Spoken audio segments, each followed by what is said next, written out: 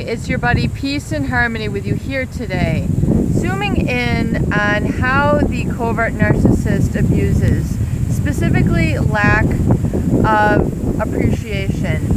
The covert narcissist generally is very shy, very soft-spoken in their personality type, not one to really show outward signs of appreciation, affection, support, acknowledgement. The covert narcissist, however, not only are they taking an inaction in their sort of appreciation of others, a very sort of lackadaisical attitude, if you will, what's really more poignant and really more crucial to understand is that underneath this exterior of a narcissist is a person who generally feels and operates and has a strategy that really sets them apart from others in terms of their superiority and their haughtiness. So even though their lackadaisicalness might be a sort of lack of energy, lack of communication, what's really lurking underneath is a person who is really very divisive and has a sort of superior sense of themselves. And it is not that they have an inability to really express. It's more their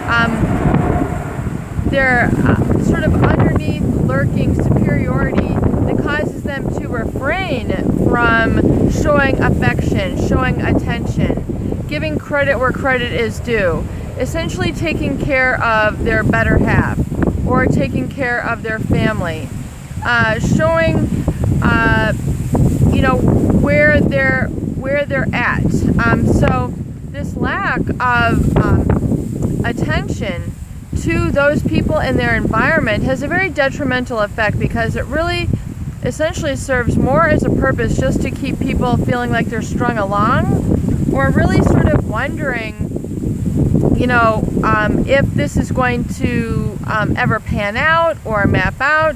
So it really starts to put a lot of pressure on people in the relationship with the covert narcissist, because they're really having to love for two people or structure the relationship for two people. They're not able to really understand their mission, their direction, where they're coming from, what their guiding principle is. It's kind of like a very empty or vapid sort of culture in the relationship that is created.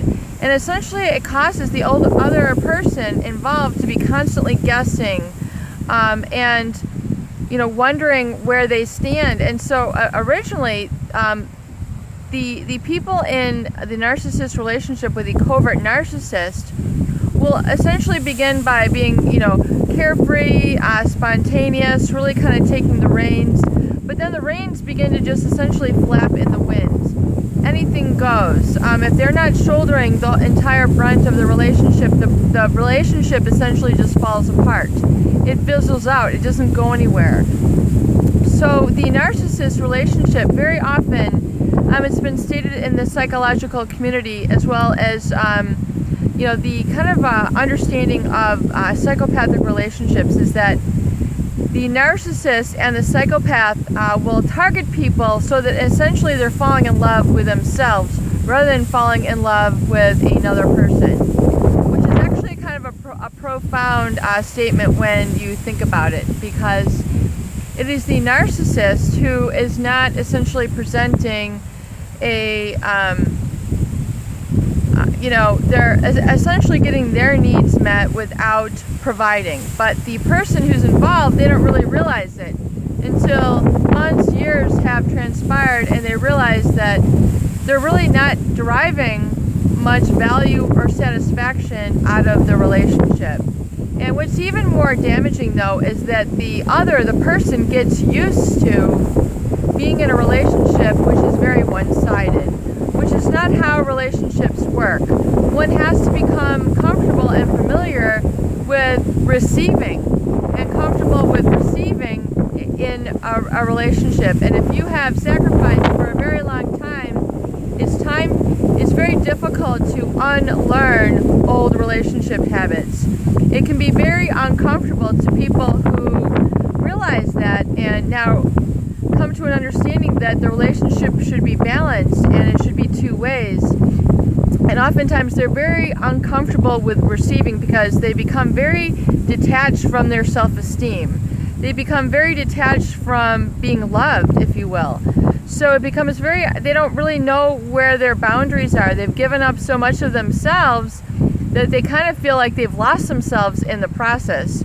So it's very difficult to regain footing and what is essentially known as self-esteem so that you can feel comfortable, safe, and then receive in relationships, which is really the primary goal to begin with. So sometimes people feel like they have to make up for lost ground. But remember, it is always important to receive in relationships and not feel fear, guilt, or obligation when you do, but to receive it because you deserve it. Peace and harmony with you here today. I hope these videos help. Please share, please subscribe for more great tools, videos, discussion,